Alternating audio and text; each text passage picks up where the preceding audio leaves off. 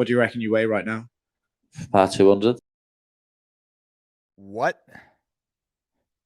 What? UFC star Paddy Pimblett has once again blown up to 200 pounds by his own words. You can see his face. He looks like Peter Griffin. No disrespect to Paddy. I'm not trying to be a douchebag here, but I'm going to call it like I see it. He looks like Peter Griffin's son, doesn't he?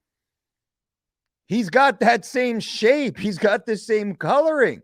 And he might have the same intellect because Paddy Pimblett, Paddy is a good fighter. Is he a great fighter? We have no idea.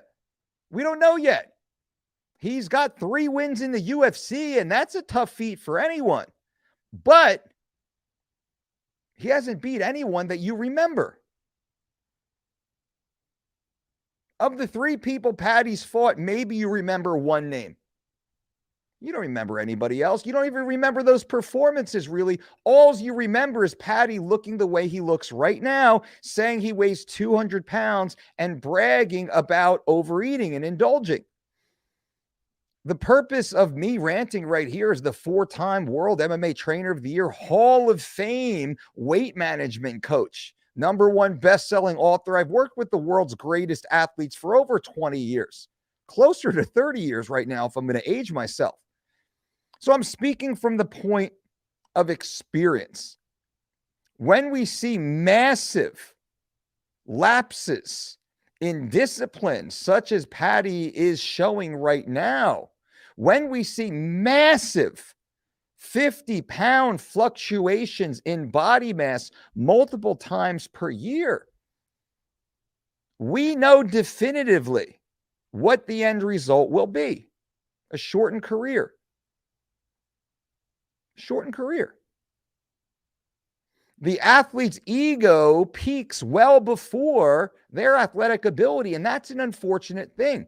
Now, we see this in the NFL, we see it in the NBA, we see it in MLB, we see it in most professional sports. An athlete gets a little bit of shine, a little bit of attention, a little bit of promotion, a little bit of money, and their excesses, their ego gets highlighted and unfortunately becomes very destructive. Now, UFC president Dana White also shared his exact thoughts on the Paddy situation. Let me cue it up for you and play it here. He's going to have to lose some weight. Actually, what do you make of his weight fluctuation? He said he was 200 pounds on Saturday night. What do you make of the fact that he blows up and blows down in between fights? It's not good for you. You know, I mean, we all know that. We know that fluctuating and cutting that much weight is very bad. And it definitely doesn't prolong your career. You know, it's tough on your body and your organs and stuff like that. But listen, he's a grown man. He can do whatever the hell he wants to do. You know, it makes it tough for us too, because when we're in the matchmaking room, we want to throw together a fight. Maybe we could throw him on a card in a month and a half. It hurts us too. We have to be very specific when we plan fights for him, because he's nowhere near close to weight.